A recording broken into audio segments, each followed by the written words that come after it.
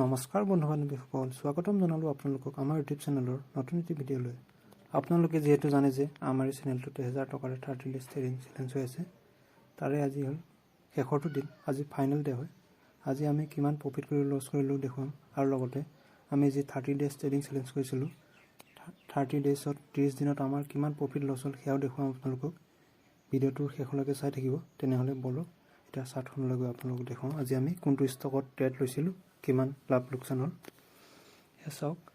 আজি আমি এক্সিছ বেংকত প্ৰথমে ট্ৰেড লৈছিলোঁ। সেই দেখিছে মাৰ্কেট তললৈ আহিছিলে, তললৈ আহি আকৌ ওপৰলৈ যাব বিচাৰি আছে।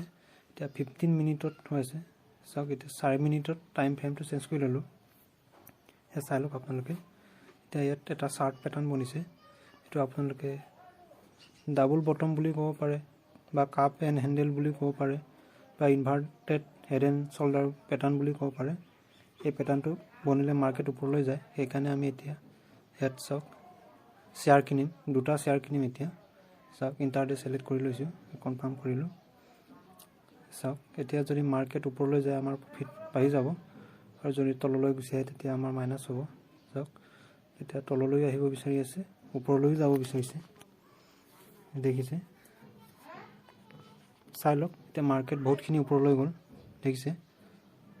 আমি 1505 এনেকুৱাত কিনিছিলোঁ, 1005 টকা হৈ থাকোঁতে কিনিছিলোঁ, আৰু এতিয়া চাওক 1013 টকা এনেকুৱা চলি আছে মাৰ্কেট প্ৰাইচ। সেইকাৰণে আমি এতিয়া এক্সিট কৰি দিম। চাওক আমাৰ প্ৰফিট 15 টকা 16 টকা, অলপ বাঢ়িব নেকি বুলি ৰখিছোঁ, কিন্তু বাঢ়া নাই। সেইকাৰণে আমি প্ৰফিটটো বুক কৰিম এতিয়া। চাওক 16 টকা এনেকুৱা প্ৰফিট হৈ আছে, কনফাৰ্ম কৰি দিম আমি এতিয়া। চাই থাকক আপোনালোকে, এয়া কনফাৰ্ম কৰি দিলোঁ।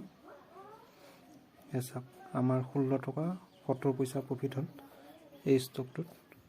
পিছত আৰু এটা ট্ৰেড লৈছিলোঁ বেলেগ এটা ষ্টকত, সেইটোতো দেখুৱাম, চাই থাকিব আপোনালোকে। আমাৰ এক্সিছ বেংকত আজি ট্ৰেড লওঁতে চাওক এটা ট্ৰেড লৈছোঁ, দুটা শ্বেয়াৰ কিনিছিলোঁ, 16 টকা প্ৰফিট হ'ল। আমি পুনৰ আকৌ HDFC বেংকত ট্ৰেড লওঁ, দেখিছে ট্ৰেড লৈছিলোঁ। মাৰ্কেট ওপৰলৈ গৈ তললৈ আহিব বুলি আমি ট্ৰেড লৈছিলোঁ। চাওক তললৈ আহিছে অলপ চলপ, চাওক 1 টকা 2 টকা এনেকুৱা প্ৰফিট হৈ আছে। মাৰ্কেট তললৈ আহে আৰু অলপ আহিলৈ পুনৰ ওপৰলৈ গুচি যায়, তেতিয়া আমাৰ লছ হৈ যায়। চাই থাকিব, দেখুৱাম আপোনালোক এই ষ্টকটোত আমাৰ HDFC বেংক ষ্টকটোত কিমান লছ হয়। আমি টাইম ফ্ৰেমটো চেঞ্জ কৰি ল'ম, 5 মিনিটত চেঞ্জ কৰি ল'ম, তেতিয়া দেখুৱাম আপোনালোক, চাই থাকিব। আমাৰ ট্ৰেড লৈছিলোঁ, কিন্তু আমি কনফাৰ্মেশ্যনৰ কাৰণে নৰখিলোঁ। চাওক সেইকাৰণে মাৰ্কেট ওপৰলৈ গুচি গ'ল। এই চাওক 5 মিনিটত চেঞ্জ কৰি ল'লোঁ আমি, দেখিছে। এডাল ৰেড কেণ্ডেল বনিছিলে, এটা হেংগিং মেন বুলি কয়, ওপৰত যদি বনে সৰু এডাল দেখিছে আপোনালোকে, হেমাৰৰ দৰে পেটাৰ্ণ বনিছিলে, এটা কেণ্ডেল ষ্টিক পেটাৰ্ণ এডাল ৰেড কেণ্ডেল বনিছিলে। কিন্তু কনফাৰ্মেশ্যন দিবলৈ আৰু এডাল ৰেড কেণ্ডেল বনিব লাগিছিলে, কিন্তু নবনিলে। সেইকাৰণে মাৰ্কেট পুনৰ ওপৰলৈ গ'ল। চাওক দেখিছে কিমানখিনি ওপৰলৈ গুচি গৈছে। এই চাওক 4 টকা 5 টকা এনেকুৱা লছ হৈ গৈছে আমাৰ লছ বাঢ়ি যায়। এই চাওক এতিয়া 13 টকা এনেকুৱা লছ হৈ গ'ল। সেইকাৰণে আমি এতিয়া ট্ৰেডটো এক্সিট কৰি দিম, লছ বাঢ়ি গ'ল আমাৰ।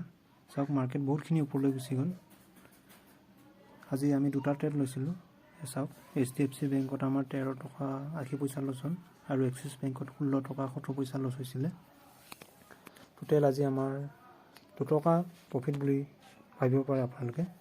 সেই চাওক আমি যি 1000 টকাৰ 30 ডেজ ট্ৰেডিং চেলেঞ্জ হৈছিলোঁ, 30 দিন 30 ডেজ, তাৰ চাওক আমি চব লিখি গৈছিলোঁ ডেট ৱাইজত। চাই লওক আপোনালোকে আমাৰ টোটেল প্ৰফিট কিমান হ'ল, টোটেল লছ কিমান হ'ল, টোটেল চাৰ্জ কিমান গৈছিলে। চাওক আপোনালোকে আমাৰ টোটেল প্ৰফিট হ'ল 954, আৰু লছ হৈছিলে 245 ৰুপিজ, আৰু চাৰ্জ লৈছিলে 503 টকা। টোটেল প্ৰফিটৰ পৰা যদি আপোনালোকে লছ আৰু চাৰ্জখিনি মাইনাছ কৰি দিয়ে, তেতিয়া আমাৰ 206 টকা প্ৰফিট হ'ল। অভাৰঅল প্ৰফিট আমাৰ ইমান প্ৰফিট নহ'লে, যি 1000 টকাৰ 30 ডেজ ট্ৰেডিং চেলেঞ্জ কৰিছিলোঁ। ভাবিছিলোঁ আমাৰ 1000 মান প্ৰফিট হ'ব বুলি, আমাৰ নহ'লে, কাৰণ আমি অভাৰ ট্ৰেডিং কৰিছিলোঁ। অভাৰ ট্ৰেডিং কৰিলে লছ হৈ যায়, চাৰ্জো দিবলগীয়া হয় বেছিকৈ, সেইকাৰণে আমাৰ ইমান প্ৰফিট নহ'লে। এয়াই আছিল আমি যি 1000 টকাৰে 30 ডেজ ট্ৰেডিং চেলেঞ্জ কৰিছিলোঁ, তাৰ প্ৰফিট লছ আপোনালোকক দেখুৱালোঁ। মাত্ৰ 200 টকাৰ প্ৰফিট হ'ল। আপোনালোকে ভাবিব পাৰে যে 1000 টকাৰে ইমান দিন ট্ৰেডিং চেলেঞ্জ কৰি মাত্ৰ 200 টকাই প্ৰফিট হ'ল।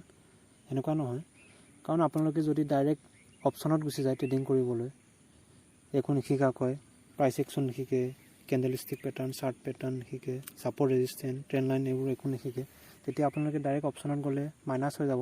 সেইকাৰণে আপোনালোকে 3-4 মাহমান ষ্টকত ট্ৰেডিং কৰিবলৈ শিকি লওক। ষ্টকত ট্ৰেডিং কৰি কৰি যেতিয়া আপোনালোকে সকলো বুজি পাব, সকলোখিনি মাৰ্কেটে কেনেকৈ মুভমেণ্ট কৰে, কেনেকৈ ট্ৰেপ কৰে, তেতিয়া আপোনালোকে ইণ্ডেক্সলৈ যাব। আৰু ষ্টকত ট্ৰেডিং কৰোঁতে ইণ্ডেক্সৰ চাৰ্টখনো চাব আপোনালোকে। নিফটি 50, বেংক নিফটি, এই ষ্টক ইণ্ডেক্সে নিফটি 50, বেংক নিফটি এইবোৰ ইণ্ডেক্স হয়। এই ইণ্ডেক্সে কেনেকৈ মুভমেণ্ট কৰে, চাৰ্টখন কেনেকুৱাকৈ বনে, ষ্টকতো সেই একেই বনিব বিচাৰে। সেইকাৰণে আপোনালোকে নিফটি 50, বেংক নিফটি সিহঁতৰ আণ্ডাৰত, ইণ্ডেক্সৰ আণ্ডাৰত যিবোৰ ষ্টক আছে সেই ষ্টকত ট্ৰেডিং কৰিবলৈ শিকক। যেতিয়া আপোনালোকে শিকি ৰিস্ক ল'ব পৰা হ'ব, বুজি পোৱা হ'ব মাৰ্কেটৰ যি মুভমেণ্ট ষ্ট্ৰাকচাৰ, তেতিয়া ইণ্ডেক্সত যাব আপোনালোকে, ফিউচাৰ এণ্ড অপশ্যনত যাব, অপশ্যন ট্ৰেডিং কৰিবলৈ শিকিব। নহ'লে ডাইৰেক্ট যদি আপোনালোকে অপশ্যন ট্ৰেডিং কৰিবলৈ সোমাই যায়, যিমানেই নহওক, যিমান টকা নিনিয়ে, লাগিলে আপোনালোকে 1 লাখ টকাই লৈ যাওক, সকলোখিনি আপোনালোকে হাৰি যাব। কাৰণ অপশ্যন ট্ৰেডিং বহুত ৰিস্কি হয়, নাজানাকৈ কৰিলে লছ হ'বই। সেইকাৰণে 3-4 মাহ কমতি পাৰিলেতো 6 মাহমান শিকিব লাগে। তেতিয়া আপোনালোকে যেতিয়া ৰিস্ক ল'ব পৰা হ'ব, তেতিয়া অপশ্যন ট্ৰেডিঙত লাহেকৈ প্ৰথমে এটা লট লৈ কৰিব, নিফটি 50 হওক, বেংক নিফটি হওক, তেতিয়া আপোনালোকে প্ৰফিট খাব। নহ'লে ডাইৰেক্ট গুচি গ'লে আপোনালোকৰ লছ হৈ যাব। এয়া আছিল আজি ভিডিঅ'টো দেখুৱালোঁ আপোনালোকক, আমি ট্ৰেডিং কৰি কিমান প্ৰফিট লছ হ'ল। ভিডিঅ'টো চাই কেনেকুৱা পালে কমেণ্ট কৰি জনাবলৈ নাপাহৰিব। পুনৰ নতুন এটি ভিডিঅ'ত লগ পোৱাৰ আশাৰে আজিৰ ভিডিঅ'টো ইমানতে সামৰণি মাৰিলোঁ। ধন্যবাদ। জয় আই অসম।